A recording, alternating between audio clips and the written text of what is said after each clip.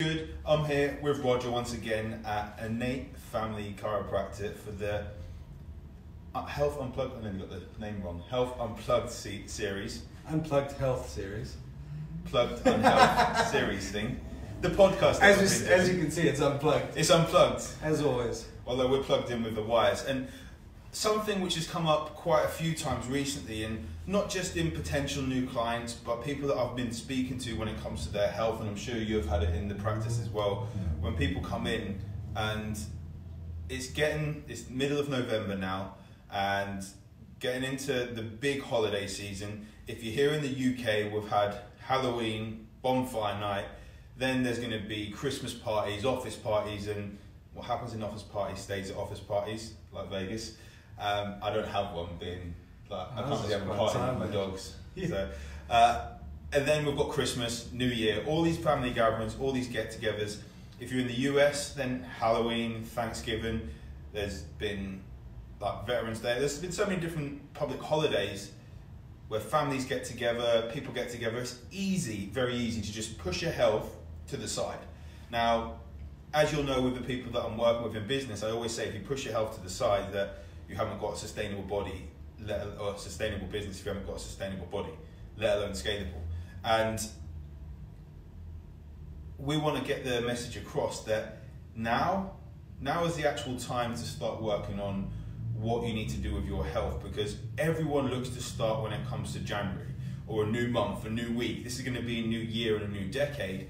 But the problem with that is there is a high rate of falling off with resolutions that don't have the commitment. Think about that. When you've had a resolution, how many times have you had the resolution to get healthier, to get fitter, to drop a few pounds? It happens every year. It's the normal one. Yeah, and also I think this time of year there's almost a resolution of, or we give in going up, well, we let ourselves go. It's not only a case of this is a good time to start and put a focus on positive change.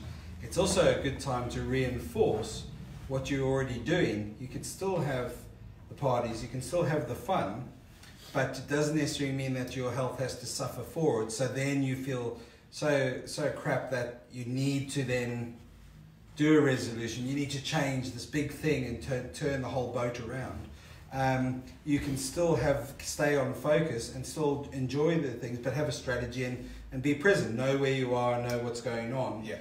I think a lot of people kind of give in and say, well, you can let yourself go as long as you get back on track. But you might have more going on, but it doesn't necessarily mean that everything has to drop off. So it's not only about this time of year that you can make positive change. You can make positive change anytime, but it also doesn't mean you have to give in to the idea that everything's going to fall off. I think and you're going to lose your health, and then you've got to go in the new year regain it. Yeah, and there's also being massively aware of your environment.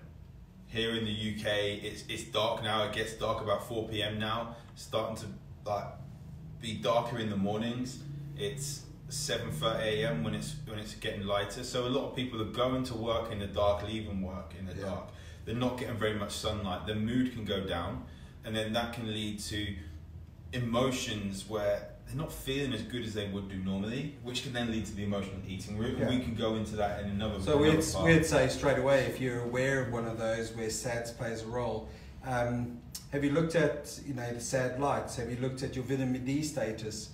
We do a big drive in vitamin D because that's one of the main deficiencies. If you haven't got that high vitamin D coming in from summer, now you're really plummeting low. So sometimes taking stock of your health can save a lot of pitfalls down the line. So that I know that a lot of people will look at the eating side of things, but sometimes that's driven by some other significant health factors going on, sleep patterns, vitamin D, other nutritional deficiencies that now when you add the added stresses of the SADs and other things going on, that can play a big role in changing behavior, which then kind of we fall and go, well, there's a lot going on at this time of year, so they kind of fall into the trap of letting go, or this isn't the right time, I'm not feeling it, it's easier in spring and summer to take on an exercise program. But then it is a great time. It is a great time to focus on things, because if you can smooth out that natural dip there in Christmas time, and that there is more treats and sweets going around, but that doesn't have to seriously, majorly change your health status. Yeah, it can be a spike, but it doesn't have to throw you right off course. I think when we look into this, and there's a guy that's just put a comment on here, Jeff, he's a client of mine. I'm just going to say congratulations to Jeff and Ginger, because they've actually been in Greece and they got married, and they're going back next week. And I think this is a perfect example of it, where Jeff could have waited until after the wedding, after Christmas, but he committed to it. And he had the actual accountability there, that going away, he enjoyed the trip. And he's enjoying the trip, seeing the pictures, it looks amazing. But he knows that he's not going to go completely off the wagon.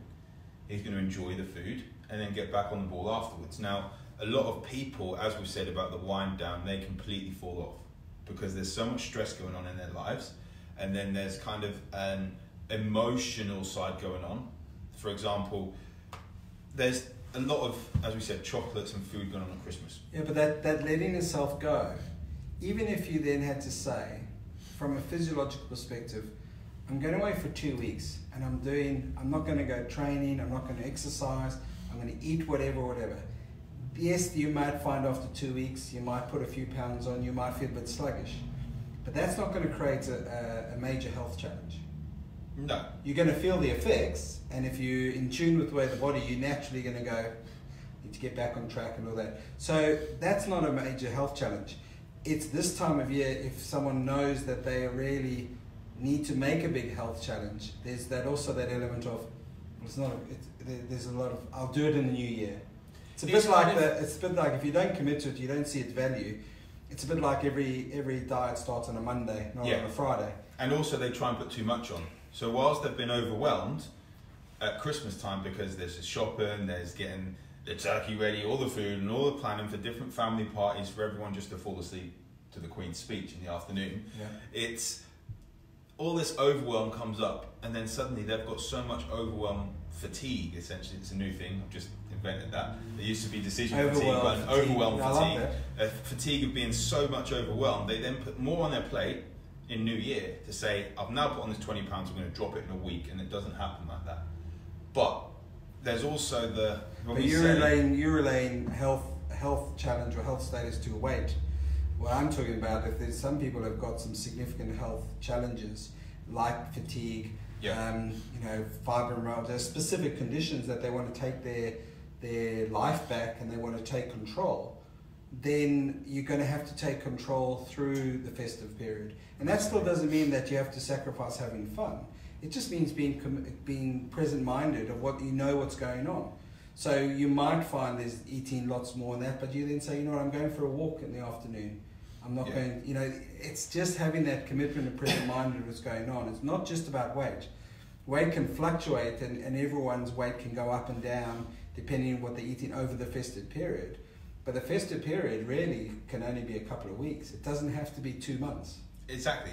Unless you're in the Philippines, I've got a client there and they start in like October and go till mid-January. But it's the Philippines. Yeah, exactly. it's not England where it's dark and also so. But it sounds quite. I want to go there. It's about also being present-minded, saying so actually the festive season becomes something you look forward to. It's not kind of I'm going to let myself go. It doesn't. You don't have to let yourself go. I think, and therefore the change is minimal. So then it's not a big thing to change again in the new year. There's a minimal change, but if we are letting ourselves go, what is the reason for it?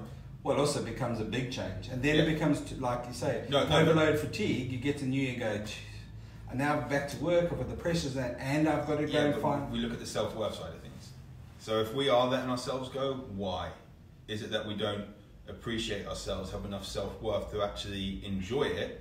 We feel that there may be some emotions going on that have brought us back from memories of childhood, and we want to have a connection with our parents. We want to, like with me, massively, like trying to have that connection with my dad. On Boxing Day, I like to eat a lot because it used to be when I saw him, and all these different things, and people have that with foods as well. And it's looking into the deeper reasons. If you are going to a party, a work party, and you're getting absolutely wasted to the point you can't actually remember it, something is going on in your life that you have to be sedated. But likely those things are also happening through the rest of the year. So yes, this time of year may become harder to, but also it could also be the wake up. You suddenly realise, I've caned it over the festive season. Yeah. Why is that? You know, why can't I go out and go to, you know, can you go out to a social event where you say, actually, you know what, I've got X, Y in tomorrow, I don't want to wake up, feel lousy, so I'm not going to overindulge, but I still want to go there and socialise. I know that there's a lot of people who battle with that.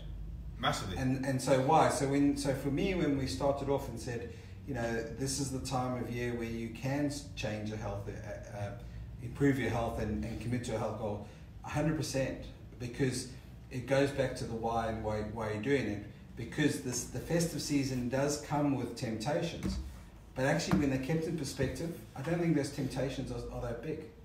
We allow them to become bigger because it snowballs and can keep us on track.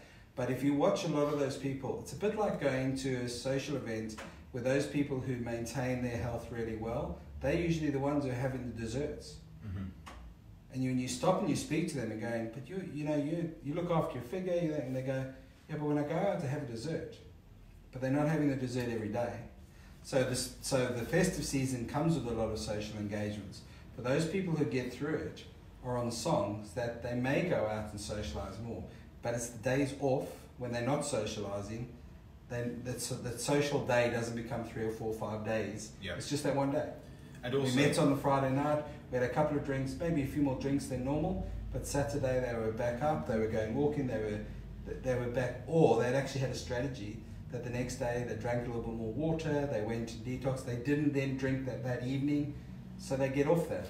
But also with that as well, it's that if you're waiting until after New Year's to start, then you're going to have Valentine's, then you're going to have Easter, then you're going to have May, then you'll have your birthdays, you'll have summer holidays, vacations, whatever you want to call it. You'll have, there'll be barbecues in the summer. There will always be something. The strategists and the PR people are planning that already. Yep. They know that people are going to be falling off, so they'll have the next thing. Yeah, exactly. And when I look at things, and I use, for example, when I talk about starting now, I use an example when I got married that was massive for me, because I was actually in the fitness industry at the time. So this is 2016, not too long ago. Feels bloody ages ago. But I knew I had some weight to lose. I hope she's not watching. She won't watch it. She never watches my stuff. Just spends money. Just check that. It's probably posted a whole lot of yeah.